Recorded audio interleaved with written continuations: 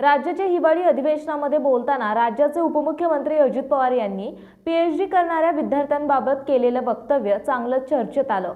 सध्या पीएचडी करणाऱ्या विद्यार्थ्यांवर अवाढव्य खर्च होत आहे। मी मध्यंतरी माहिती घेतली असता ठराविक विद्यार्थ्यांवरच कित्येक कोटी रुपये खर्च होत आहेत। संस्थेचा जवळपास 50% निधी केवळ पीएचडीच्या विद्यार्थ्यांवर जात असल्याने बाकीच्या विद्यार्थ्यांवर अन्याय होत आहे।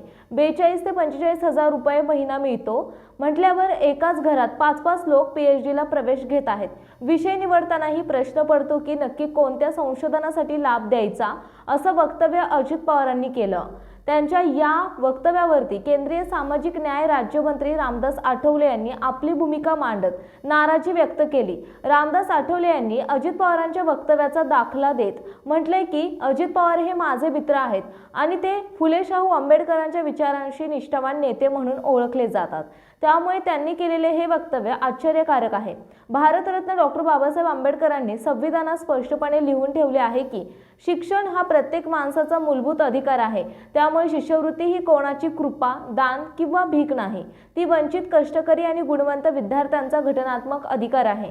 पुढे आठवलेंनी म्हटले की जर एकाच कुटुंबातील 5 विद्यार्थी पीएचडी पर्यंत पोहोचत असतील तर त्यावर शंका घेण्याऐवजी समाजाने आणि शासनाने अभिमान व्यक्त केला पाहिजे।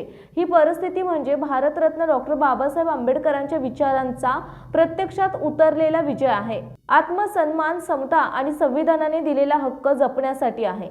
कोणतेही शिक्षण कमी जास्त नसते। प्रत्येक विषय, प्रत्येक अभ्यासक्रम आणि प्रत्येक ज्ञानशाखा समाजासाठी तितकीच महत्त्वाची असते। कोणता अभ्यास उपयुक्त आणि कोणता अनावश्यक हे ठरवण्याचा अधिकार कोणालाही नाही। आज वंचित समाजातील विद्यार्थी पीएचडी, संशोधन आणि परदेशी शिक्षणापर्यंत पोहोचत आहेत। हेच खरे सामाजिक परिवर्तनाचे जिवंत उदाहरण आहे। गैरप्रकार असतील तर कारवाई करा, पण विद्यार्थ्यांच्या स्वप्नांवर हात टाकू नका। विद्यार्थ्यांशी चर्चा न करता घेतलेला कोणताही निर्णय आम्ही मान्य करणार नाही, असा इशाराही रामदास आठवलेंनी दिला आहे।